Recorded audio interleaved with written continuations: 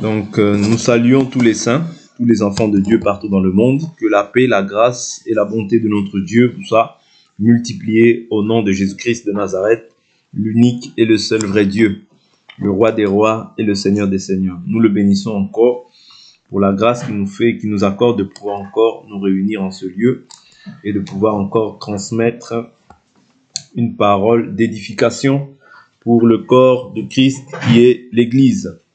Voilà. Donc aujourd'hui, nous allons débuter un nouvel enseignement qui va s'intituler la glorification. Okay? La glorification. Je répète, la glorification. Okay? Sans plus tarder, j'invite chacun d'entre vous à prendre vos Bibles et nous allons débuter notre enseignement. Donc, dans la glorification, nous entendons selon la science, élevé à la gloire, vanté, loué. Mais bibliquement parlant, on voit la glorification comme l'étape finale que les enfants de Dieu vont revêtir, c'est-à-dire un corps glorieux. C'est le corps de gloire que nous allons revêtir à la fin. D'accord ? Nous allons essayer de voir un peu tous les aspects de la glorification bibliquement parlant. D'accord ? C'est très important. Donc, comme j'ai dit, on prend nos Bibles dans le livre de Romains chapitre 8, à partir du verset 29. Car ceux qu'il a connus d'avance, il les a aussi prédestinés à être semblables à l'image de son Fils, afin qu'il soit le premier-né d'un grand nombre de frères. Et ceux qu'il a prédestinés, il les a aussi appelés. Et ceux qu'il a appelés, il les a aussi justifiés. Ceux qu'il a justifiés, il les a aussi glorifiés. Donc ici, on voit l'aspect de la glorification. C'est le fait, comme j'ai dit, c'est l'étape finale, ce que nous allons revêtir, le corps de gloire que nous allons revêtir. Ou bien c'est le fait d'être élevé. Parce qu'on parle de la gloire, on parle aussi du fait d'être élevé, vanté ou bien loué. Les bienfaits de l'Éternel. Donc, selon la Bible, comme j'ai dit, ça peut représenter aussi la manifestation de la présence de Dieu dans l'homme. Et il y a différents types de glorification, comme je l'ai dit. Il y a la glorification depuis l'éternité. Depuis l'éternité. Et il y a la glorification dans le temps. Comme j'ai dit, j'ai pris les deux aspects. C'est le fait de pouvoir, quand nous allons revêtir un corps sans péché, mais c'est le fait de pouvoir aussi être élevé. Je prends une écriture qui va nous aider. Parce que, par exemple, lorsqu'on voit Adam, on voit Adam tombe dans le péché. On voit le second Adam, qu'est-ce qu'il vient faire? Il vient relever l'homme. Mais Dieu aussi, qu'est-ce qu'il fait? Il redresse l'homme, en fait, qui était tombé dans la désobéissance ou bien dans le péché. C'est aussi l'acte que Jésus est venu faire. À la croix. C'est-à-dire que l'homme qui était condamné, l'homme qui était condamné, aujourd'hui, il est élevé où? À la droite du Père. Dans les lieux célestes, à la droite du Père. Ça, c'est Éphésiens, chapitre 1. Ça, c'est Éphésiens. Là, je prends juste un exemple rapidement. Et nous allons essayer d'évoluer quant à ce qui concerne ce sujet. Éphésiens, chapitre 1. Je prends le verset 3. Béni soit le Dieu de notre Seigneur Jésus-Christ, qui nous a bénis de toute bénédiction spirituelle dans les lieux célestes en Christ. En lui, Dieu nous a élus avant la fondation du monde, pour que nous soyons saints et sans défaut devant lui dans son amour. Il nous a prédestinés par Jésus-Christ à être adoptés selon les desseins bienveillants de sa volonté, pour célébrer la gloire de sa grâce qu'il nous a accordée en son bien-aimé. En lui, nous avons la rédemption par son sang, le pardon des péchés, selon la richesse de sa grâce, que Dieu a répandue abondamment sur nous en toute sagesse et intelligence. Il nous a fait connaître le mystère de sa volonté, le dessein bienveillant qui s'était proposé en lui, pour l'exécuter quand les temps seraient accomplis, réunir sous un seul chef, le Christ, tout ce qui est dans les cieux et ce qui est sur la terre. En lui, nous avons aussi été mis à part prédestinés selon le plan de Dieu qui opère tout selon la décision de sa volonté. Vous voyez, donc en lui, nous avons été mis à part. Ok? Maintenant, qu'est-ce qu'il est dit au chapitre 2, le verset 5? Il est dit, nous qui étions morts par nos fautes, il nous a rendus à la vie avec le Christ. C'est par grâce que vous êtes sauvés. Il nous a ressuscités ensemble et fait asseoir ensemble dans les lieux célestes en Christ Jésus. Vous voyez, c'est ta position aujourd'hui, elle est dans les lieux célestes. Ta position spirituelle, hein, okay? Parce que physiquement, tu vis dans un corps charnel. Mais ta position spirituelle aujourd'hui, elle est élevée dans les lieux célestes en Christ. Donc, quand on parle de la glorification, c'est le fait aussi d'être élevé. C'est-à-dire que physiquement, nous marchons sur cette terre, mais spirituellement, nos vies sont cachées avec Dieu en Christ Jésus. Ça, c'est très important. Ce sont des points importants que nous devons savoir en tant que chrétiens. Vous voyez, connaître notre position en Christ Jésus, c'est très important. Vous voyez, donc, donc, quand je parlais de la glorification depuis l'éternité, prenons un peu Genèse.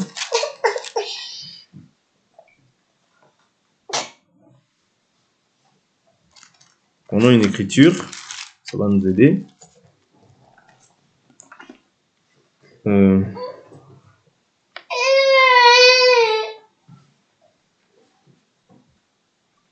C'est l'ordre que Dieu avait donné à Adam. Cet ordre-là est dans Genèse chapitre 2. Donc, nous voyons en fait dans Genèse chapitre 3, Dieu donnait une ordonnance ou bien un commandement à l'homme. Dans Genèse chapitre 2, Dieu donne un commandement à l'homme. Vous voyez, l'homme est dans la gloire. Ok, l'homme est dans la gloire. L'homme est sans péché. Ok, ça aussi, ça symbolise aussi l'homme étant dans la gloire. C'est-à-dire la gloire, c'est quand tu es sans péché. Est-ce que vous comprenez? La gloire, ou bien la glorification, c'est quand on va revêtir, comme je vous ai dit, un corps sans péché. Or, au commencement, cela aussi avait lieu. C'est-à-dire que Dieu avait permis que Adam soit dans la gloire, sans péché. Oui. Maintenant, quand l'homme a pris de l'arbre de l'arbre du jardin, ouais, des fruits de l'arbre du jardin, de l'arbre de la connaissance du bien et du mal, ouais, l'homme est tombé dans le péché. Vous comprenez? C'est-à-dire que maintenant, l'homme, qu'est-ce qu'il a voulu faire? Il a voulu se justifier par lui-même, c'est-à-dire se revêtir par lui-même. Ok? Mais maintenant, Dieu les a revêtus. Oui, Dieu les a revêtus. Mais maintenant, l'homme, le péché demeurait dans l'homme. Et voilà pourquoi maintenant Jésus, qui est le second Adam, lui, quand il vient pour remettre maintenant l'homme à la position dans laquelle il était, c'est-à-dire sans péché. Est-ce que vous comprenez? Oui. La glorification, c'est ça, c'est-à-dire revenir à l'état initial, à l'état sans péché. Voilà pourquoi nous aussi, pour que nous puissions aller dans la présence de Dieu, nous ne pouvons pas aller avec ce corps-là. Souvenez-vous même Jésus. Oui, Jésus, lorsque Marie de Magdala, c'est-à-dire quand il ressuscite, Marie de Magdala vient, veut le toucher, il dit « ne me touche pas ». Vous comprenez? Il dit « ne me touche pas ». Oui, parce qu'il doit aller encore dans la présence de Dieu. Il dit « ne me touche pas ».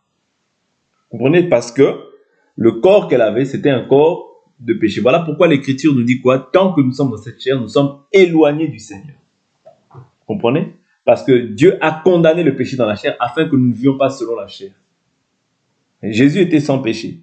Ouais, mais pour pouvoir aller dans la gloire, il ne devait plus avoir en fait comme des contacts en fait avec ceux qui vivent encore dans cette chair. Parce que bien qu'ils sont déclarés saints, bon, par la suite, hein, par la mort, l'ensevelissement, la résurrection de Christ, et quand les gens reçoivent le Saint-Esprit, bien sûr, ils sont déclarés saints, mais tant qu'ils sont encore dans ce corps, il y a encore la souillure, il y a encore le péché qui agit dans nos membres. Voilà pourquoi il fallait que cette œuvre-là, ouais, fallait que cette œuvre-là, en fait, que Dieu puisse restaurer l'homme, voyez, et quand l'homme reçoit maintenant le Saint-Esprit, il est lui aussi maintenant compté, ou bien il est devant Dieu maintenant sans péché. C'est-à-dire Dieu ne voit plus maintenant le péché de l'homme, mais il voit son Fils dans l'homme. Et son Fils qui n'a pas péché. Voilà pourquoi la Bible nous dit que celui qui a le Fils a la vie. Celui qui n'a pas le Fils n'a pas la vie. C'est très important. Vous comprenez? Parce que si on ne comprend pas en fait la glorification, on pensera que tu peux penser que tu es toujours un pécheur, par exemple. Tu peux penser que Voilà. La glorification te fait aussi prendre conscience, en fait, de la position que tu occupes aujourd'hui, spirituellement. Quelle est la position que tu as vis-à-vis du Seigneur? C'est très important parce que ça te permet de comprendre que si quelqu'un veut porter atteinte à ta vie, ouais, il faut au préalable qu'il puisse maintenant porter atteinte à la vie de Dieu. Or, cela est impossible parce que Dieu est le Créateur. Voilà pourquoi la Bible dit « Notre vie est cachée dans les lieux célestes avec le Christ en Dieu. » Vous comprenez? C'est-à-dire que personne ne peut porter atteinte à ta vie parce que Jésus dit « Mes brebis me connaissent, mes brebis me connaissent, elles entendent ma voix, elles ne suivront pas un étranger. » Et personne ne les ravira de ma main. Vous comprenez? C'est-à-dire, quand tu es entre les mains du Seigneur, personne ne peut te ravir entre les mains du Seigneur. C'est très important de comprendre ces choses. Okay? Donc, comme j'ai dit, la position de l'homme au préalable, c'était dans la gloire. Quand l'homme tombe dans le péché, ouais, l'homme maintenant, Dieu maintenant fait la démarche de pouvoir maintenant rétablir l'homme pour qu'il soit dans une communion parfaite avec Dieu.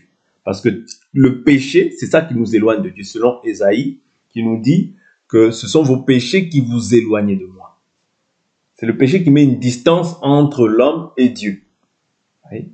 Mais la glorification, qu'est-ce qu'elle vient faire? Elle vient aussi quelque part rétablir en fait la communion entre Dieu et l'homme. Est-ce que vous comprenez? Oui. Donc je répète, si peut-être vous n'avez pas compris, c'est-à-dire la position de l'homme au commencement, l'homme était sans péché. Qu'est-ce qui est venu mettre une séparation entre l'homme et Dieu? C'est le fait qu'ils aient transgressé la loi. C'est-à-dire que Dieu a donné une loi. Le fait que l'homme maintenant a transgressé la loi, ouais, cela maintenant c'est ce qui a fait maintenant qu'il n'y ait plus la communion. Voilà pourquoi quand tu pêches, tu n'es pas dans une bonne communion avec Dieu. C'est ainsi que la Bible nous dit, ne donnez pas l'accès au diable, n'attristez pas le Saint-Esprit, par lequel vous avez été rachetés pour le jour de la rédemption. C'est très important, c'est ça. Parce qu'aujourd'hui, toi, ta position, voyez, tu n'as plus une position de pécheur auprès du Seigneur. À cause de Jésus. À cause de l'œuvre que Jésus a accomplie, tu n'as plus une position de pécheur. Dieu ne te voit plus comme un pécheur. Mais aujourd'hui, il peut arriver que tu manifestes une œuvre dans la chair. Et lorsque tu manifestes une œuvre dans la chair, la Bible nous dit, si nous avons péché, nous avons un avocat auprès du Père. Jésus-Christ, le juste juge, il est lui-même victime expiatoire pour nos péchés, non seulement pour les nôtres, mais pour ceux du monde entier. Ok? Donc, le péché a fait quoi? Que l'homme ne pouvait plus exercer sa position initiale de chef. Je vous ai dit que quand l'homme perd, parce que qu'est-ce qui avait été donné à l'homme?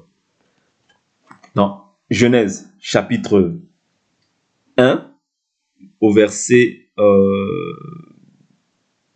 28, l'Écriture nous dit « Dieu les bénit et Dieu leur dit « Soyez féconds, premièrement, multipliez-vous, secondement, remplissez la terre et soumettez-la.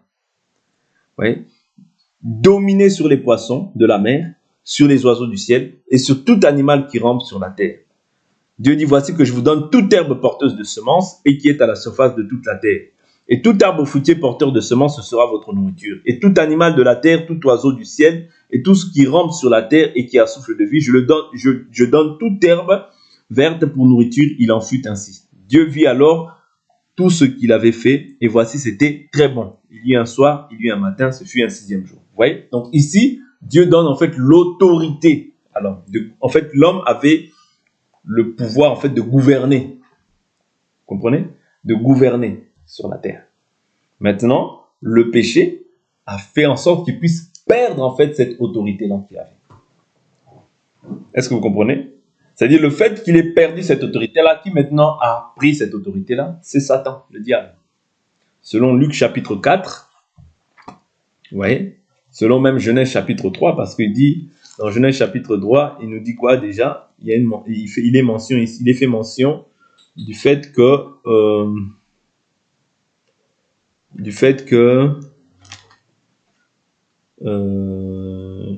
lorsqu'il parle au serpent, il dit, Genèse 3, verset 14, il dit, l'Éternel dit au serpent, puisque tu as fait cela, tu seras maudit entre tout le bétail et tous les animaux de la campagne. Tu marcheras sur ton ventre et tu mangeras de la poussière tous les jours de ta vie. Ouais. Quand on parle de la poussière tous les jours de ta vie, lorsqu'on va un peu plus loin, toujours dans le même chapitre, au verset 19, il est dit, c'est à la sueur de ton visage que tu mangeras du pain, jusqu'à ce que tu retournes dans le sol, d'où tu as été pris, car tu es poussière et tu retourneras à la poussière. Donc ici, on comprend que ce qui est poussière, en fait, c'est l'homme. Ouais. L'homme sans esprit, c'est une poussière, c'est la nourriture du diable, parce que Dieu l'a dit. Ouais. L'Éternel Dieu dit au serpent, puisque tu as fait cela, tu seras maudit entre tous les bétails et tous les animaux de la campagne. Tu marcheras sur ton ventre et tu mangeras de la poussière tous les jours de ta vie. C'est-à-dire la nourriture du diable, c'est toute personne qui est poussière. Est-ce que vous comprenez? Qui est poussière. Parce que toi, tu es poussière, mais mélangée avec le sang. C'est-à-dire que quand tu as la vie de Dieu en toi, c'est-à-dire le diable ne peut pas porter atteinte à ta vie. Vous comprenez? Mais celui qui est simplement poussière, il est la nourriture du diable. Voilà pourquoi le diable se nourrit de tous ceux qui sont sans Jésus. Est-ce que vous comprenez? Est-ce que vous comprenez? Sinon, j'avance pas. Parce qu'il faut comprendre ces aspects-là. Parce que quand on va essayer d'avancer, vous voyez, vous allez comprendre pas mal de choses. C'est-à-dire que la sentence qui avait été donnée par rapport au péché, c'est-à-dire que l'homme maintenant a comme cédé le pouvoir qu'il avait au diable. Ouais, parce que dans Luc chapitre 4, le diable vient mentionner cela aussi. Dans Luc chapitre 4, on prend l'écriture, Luc 4, verset 1. Luc 4, verset 1. Jésus, rempli d'Esprit Saint, revint du Jourdain et fut conduit par l'Esprit dans le désert, où il fut tenté par le diable pendant 40 jours. Il ne mangea rien durant ces jours-là, et quand ils furent achevés, il eut faim. Alors le diable lui dit, si tu es fils de Dieu, dis à cette pierre de devenir du pain. Et Jésus lui répondit, il est écrit, l'homme ne vivra pas de pain seulement. Le diable l'emmena plus haut, lui montrant en un instant tous les royaumes du monde. Et il lui dit, je te donnerai tout ce pouvoir et la gloire de ces royaumes, car elle m'a été remise, et je la donne à qui je veux. Si donc tu te prosternes devant moi, elle sera toute à toi. Jésus lui répondit, il est écrit, tu adoreras le Seigneur ton Dieu, et à lui seul tu rendras un culte. Vous voyez? Donc ici, le diable ne cache pas, vous voyez, ce qui lui a été remis. C'est-à-dire le pouvoir de pouvoir dominer, en fait. Le pouvoir sur tous les royaumes de la terre, ça lui a été donné. C'est-à-dire cette chose-là était à qui? De base, était à l'homme. Vous comprenez? Parce que c'était une promesse que Dieu avait faite à l'homme. Mais dès lors où l'homme a transgressé en fait la loi de Dieu, il a perdu en fait ce pouvoir. C'est-à-dire ce pouvoir-là maintenant a été donné à un autre. C'est pour ça qu'il est très important que nous comprenions en fait ce qu'on appelle la glorification. Ouais, c'est le fait d'être dans la gloire de Dieu. Voilà pourquoi quand tu perds quelque chose, ouais, cette chose-là que tu perds, tu vas céder en fait ce pouvoir-là, ouais, à une personne qui était inférieure à toi. Ouais, parce que Dieu avait donné la supériorité à l'homme, la capacité de pouvoir gouverner l'homme. Et dès lors où l'homme a perdu en fait cette autorité-là, ce pouvoir-là a été cédé à un autre. Voilà pourquoi il est très important que quand tu es conscient d'avoir une position, de conserver aussi cette position. Là, je parle dans les choses spirituelles. Tu as une position, tu as l'autorité. Ouais. Conserve cette autorité-là, parce que le jour où maintenant toi tu vis dans le péché, tu perdras aussi cette autorité-là. Ouais. Tu perdras cette autorité-là. Jésus, quand il vient maintenant nous rétablir, qu'est-ce qu'il nous dit? Il nous dit, voici, je vous ai donné le pouvoir de marcher sur les serpents. Vous voyez, quand on marche sur quelque chose, c'est qu'on a l'autorité maintenant sur cette chose. Vous voyez? C'est-à-dire la chose qui nous dominait, maintenant, c'est-à-dire en Jésus, Jésus vient nous élever, nous mettre en fait au-dessus en fait de cette chose. Voici, je vous ai donné le pouvoir de marcher sur les serpents, sur les scorpions et sur toute la puissance de l'ennemi, rien ne pourra vous nuire. Donc c'est ça. C'est-à-dire qu'aujourd'hui, en Jésus, Dieu maintenant nous remet à l'état initial, c'est-à-dire à l'état sans péché, lorsque Adam était dans la gloire, dans une communion parfaite avec Dieu. Vous comprenez? Donc c'est ça la glorification. C'est-à-dire revenir maintenant à l'état initial. Revenir dans la vie sans péché. Voilà pourquoi Dieu ne voit plus ton péché à toi, mais il voit maintenant son Fils en toi. Ok? Dieu ne voit plus ta personne en toi, mais il voit le Fils en toi. Voilà pourquoi l'Écriture nous dit celui qui a le Fils a la vie. Et il ne faut jamais penser que c'est par tes propres œuvres, par tes propres efforts que tu es déclaré juste. Non. Si tu es déclaré juste, si tu as été glorifié, c'est la grâce de Dieu. C'est un appel. Vous comprenez? C'est un appel. Ceux qu'il a connus d'avance, il les a appelés. Ouais. Ceux qu'il a appelés, les a justifiés. Maintenant, il faut aussi répondre à l'appel. Vous comprenez? Il faut aussi répondre à l'appel. Parce que quand il t'appelle, et quand tu réponds à l'appel, tu es maintenant justifié. Quand tu es justifié, tu es sanctifié. Ouais, parce que cette parole nous sanctifie, l'Esprit nous sanctifie. Ouais. Toute cette œuvre-là que nous sommes en train de faire, c'est pour la sanctification de l'homme intérieur. Et pour que cette sanctification intérieure puisse influencer aussi l'extérieur. Vous comprenez? Et ceux qu'il a sanctifiés, il les a aussi glorifiés. C'est là où nous voyons que la glorification, c'est aussi le fait de pouvoir maintenant repartir à l'état initial d'Adam sans péché. Je répète ces choses-là pour que ça devienne évident dans la vie de tout un chacun. Ok? Ok, donc le péché, euh, le péché, voilà, c'est ça qui nous séparait de Dieu. Vous voyez, c'est le péché qui nous séparait de Dieu. Donc, maintenant, en Christ, comme j'ai dit, nous avons été maintenant réconciliés avec Dieu. Voilà pourquoi 2 Corinthiens chapitre 5, verset 17, la Bible nous dit, si quelqu'un est en Christ, il est une nouvelle créature. Les choses anciennes sont passées, voici toutes choses sont devenues nouvelles. C'est-à-dire, en Jésus, qu'est-ce que nous avons été? Nous avons été recréés selon l'image de Dieu.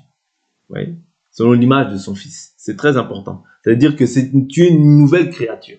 Tu as été recréé. Oui. Ça, c'est spirituellement que cette chose-là s'effectue. Oui. Ce n'est pas simplement un acte anodin. Non, tu as été recréé en Christ Jésus pour des œuvres bonnes que Dieu a prédestinées d'avance pour que tu puisses les pratiquer. Okay? Donc, c'est très important. Toutes ces choses-là, ce sont des choses que nous devons connaître étant des enfants de Dieu. Okay? Donc, comme l'homme tombe, il perd la gloire. Okay? Donc, la première étape de la glorification, c'est dans l'éternité, mais dans le temps aussi, il y a la glorification. Dans l'éternité, on voit Adam. Dans le temps, on voit aussi la manière dont nous devons, comment Christ aussi opère cette glorification dans la vie de tout un chacun d'entre nous. Donc, la troisième étape de la glorification, c'est la croix. Quand Christ s'est donné à la croix, ouais, l'homme est glorifié. Ça, on peut voir ça dans le livre de Jean chapitre 12. Jean chapitre 12. Jean chapitre 12. De toute manière, aujourd'hui, j'essaie de prendre des grandes lignes. Demain, on va essayer, si Dieu le permet. Jean chapitre 12. Je prends à partir du verset 20. Il y avait quelques Grecs parmi les gens qui étaient montés pour adorer pendant la fête. Ils s'approchèrent de Philippe de Bethsaïda en Galilée et lui demandèrent « Seigneur, nous voudrions voir Jésus. » Philippe alla le dire à André, puis André et Philippe allèrent le dire à Jésus. Jésus leur répondit « L'heure est venue où le Fils de l'homme doit être glorifié. » Oui. L'heure est venue où le Fils de l'homme doit être glorifié. En vérité, je vous le dis, si le grain de blé ne tombe en terre et ne meurt, il reste seul. Mais s'il meurt, il porte beaucoup de fruits. Vous voyez, donc ici, il parle en fait du fait que s'il reste en terre, c'est-à-dire s'il reste en vie, vous voyez, si Jésus était en vie, il ne serait pas dans la vie de chacun d'entre nous. Mais aujourd'hui, quand il vient en esprit, il est pour nous tous. Vous comprenez? Voilà pourquoi, par la suite, il dit quoi? Celui qui aime sa vie la perd. Et celui qui a de la haine pour sa vie dans ce monde la conservera pour la vie éternelle. Si quelqu'un me sert, qu'il me suive.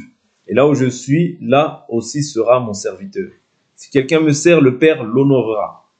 Maintenant, mon âme est troublée, et que dirais-je? Père, sauve-moi de cette heure. Et c'est pour cela que je suis venu jusqu'à cette heure. Père, glorifie ton nom. Une voix vint alors du ciel, je l'ai glorifié, et je le glorifierai de nouveau. Vous voyez? Et par la suite, au verset 32, il dit, et moi, quand j'aurai été élevé, ouais, c'est pour ça que je dis que la glorification, c'est le fait aussi d'être élevé de la terre, j'attirerai tous les hommes à moi. Il disait cela pour indiquer de quelle mort il devait mourir. C'est-à-dire que pour mourir, Jésus devait être d'abord élevé. Comment est-ce qu'il a été élevé? Il a été élevé aussi à la croix. Ouais, c'est-à-dire la croix, c'est une élévation, vous voyez, dans laquelle il était, au mont de Golgotha. Okay? Donc quand il meurt, Christ, son but c'est quoi? C'est de revenir maintenant sous la forme du Saint-Esprit, revenir 40 jours et au 50e jour, en fait, envoyer son esprit, selon la promesse qui avait été dite, afin qu'un grand nombre, en fait, puisse maintenant bénéficier du salut. Vous voyez? Par la parole qui allait être prêchée par Pierre, parce qu'il avait dit à Pierre, je te donnerai les clés du royaume. Vous voyez? Je te donnerai les clés du royaume. Vous voyez? Donc c'est Pierre qui avait prêché pour la première fois la repentance et le salut des âmes, afin que les hommes puissent se repentir et qu'ils puissent bénéficier du Saint-Esprit qui était une promesse que Jésus avait fait. Vous voyez? Donc par le fait que maintenant les gens reçoivent le Saint-Esprit, ils sont maintenant glorifiés. C'est-à-dire qu'ils revêtent maintenant une nouvelle nature. Vous voyez? Premièrement les 120, vous voyez? Mais par la suite aussi tous ceux qui ont cru, parce qu'un grand nombre de personnes aussi crurent à l'évangile que les apôtres ont prêché. Vous voyez? La foule crut, parce que dans Acte 2, 37, il dit « Hommes, frères, que ferons-nous » Il dit « Repentez-vous et que chacun de vous soit baptisé au nom de Jésus-Christ pour le pardon de vos péchés et vous recevrez quoi? Le don du Saint-Esprit. » C'est-à-dire que quand ils reçoivent le don du Saint-Esprit, vous voyez, Dieu les a appelés, il les justifie, vous voyez, il les sanctifie, mais il les glorifie aussi. C'est-à-dire qu'il les remet à l'étape initiale, sans péché. Vous voyez. C'est-à-dire Dieu ne voit plus leurs péchés, mais il voit son Fils maintenant qui s'est offert à la croix, qui a été élevé à la croix pour les êtres humains. Vous comprenez? C'est très important de comprendre cet aspect-là. Donc, la glorification, c'est cet acte-là. Donc, Christ à la croix, vous voyez, Christ à la croix, il s'est donné pour que toi et moi, nous puissions bénéficier aussi de la vie. Vous voyez? Donc, Christ ne s'est pas donné en vain. Il faut comprendre pourquoi Christ s'est donné. Lui-même, il dit, il y a d'autres brebis qui ne sont pas de cette bergerie. Il faut qu'elles entendent ma voix, afin que quoi? Il y ait un seul berger, un seul troupeau. C'est-à-dire, des deux peuples maintenant, il n'en fait qu'un, en séparant quoi? Le mur de l'inimitié qui régnait, c'est-à-dire la haine qui régnait entre les Juifs et les nations. C'est-à-dire, Dieu voulait maintenant incorporer une partie d'Israël qui a cru, ainsi que les nations. Et qu'au travers d'eux, maintenant, le message soit répandu partout dans le monde. Premièrement à Jérusalem, vous voyez, en Samarie, dans toutes les extrémités de la terre et dans toutes les nations. C'est-à-dire, c'est ça le but de l'évangile. C'était atteindre toutes les nations pour qu'il y ait un seul peuple, un seul troupeau. Et ça, c'est ça aussi l'œuvre de la glorification. C'est-à-dire, Dieu ne te voit plus comme. Dieu ne t'impute plus son péché. C'est-à-dire que le péché ne t'est plus imputé. C'est-à-dire, il a imputé le péché sur son Fils. Voilà pourquoi l'Écriture nous dit quoi? Dieu l'a fait pécher. Ça, je suis dans 2 Corinthiens chapitre 5. Dieu l'a fait pécher. 2 Corinthiens chapitre 5, le verset...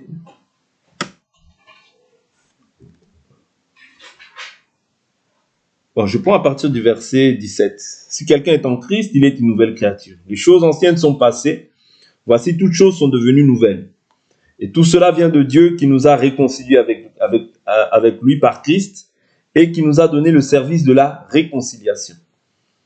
Car Dieu était en Christ, réconciliant le monde avec lui-même, sans tenir compte aux hommes de leurs fautes. Et il a mis en nous la parole de la réconciliation. Et il dit quoi par la suite? Nous sommes donc ambassadeurs pour Christ, comme si Dieu exhortait par nous. Nous vous en supplions au nom de Christ, soyez réconciliés avec Dieu. Celui qui n'a pas connu le péché. Celui qui n'a pas connu le péché. Donc Jésus n'a pas péché. Il l'a fait devenir péché pour nous, afin que nous devenions en lui justice de Dieu. C'est-à-dire que Dieu, par Jésus, te rend juste. Et cette justice, tu dois la manifester. Voilà pourquoi l'Écriture nous dit, cherchez premièrement le royaume. Le royaume, c'est Christ en toi, parce que l'Écriture nous dit, on ne dira plus le royaume de Dieu est ici où il est là, car le royaume de Dieu est au-dedans de vous. Ça, c'est Luc 17, verset 21.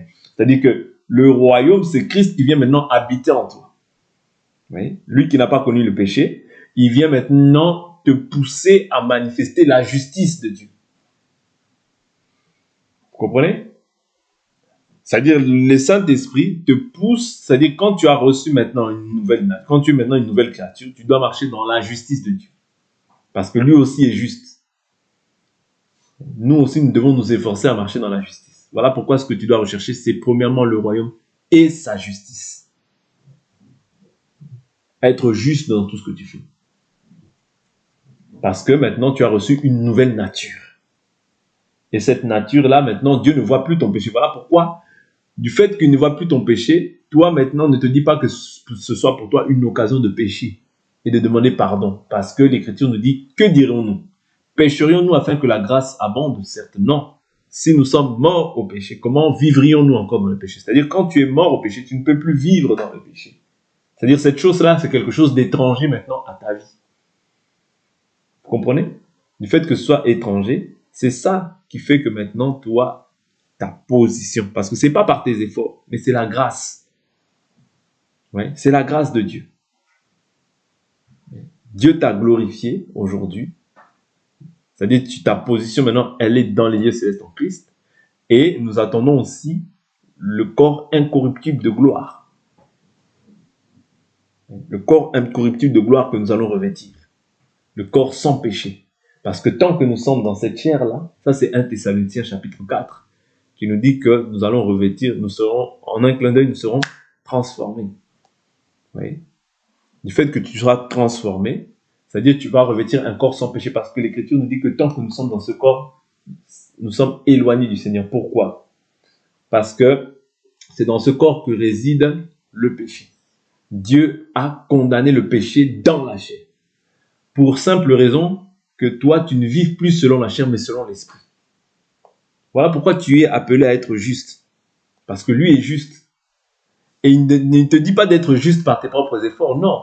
Par le Saint-Esprit et par l'enseignement que tu reçois, c'est ça qui va te pousser maintenant à marcher dans la justice. Marcher dans la haine du mal. T'efforcer à faire le bien dans tout ce que tu fais. Parce que le bien, la Bible dit, si quelqu'un, celui qui fait le bien a vu Dieu, celui qui fait le mal n'a pas vu Dieu. C'est-à-dire que quand toi tu fais le bien, c'est ça qui prouve à suffisance que toi tu as connu Dieu. Vous comprenez? Donc c'est très important que de comprendre en fait cet aspect-là que nous sommes en train de partager, qui est la glorification. Pour aujourd'hui, on s'arrête là et on poursuivra cet enseignement demain par la grâce de Dieu. On va prier.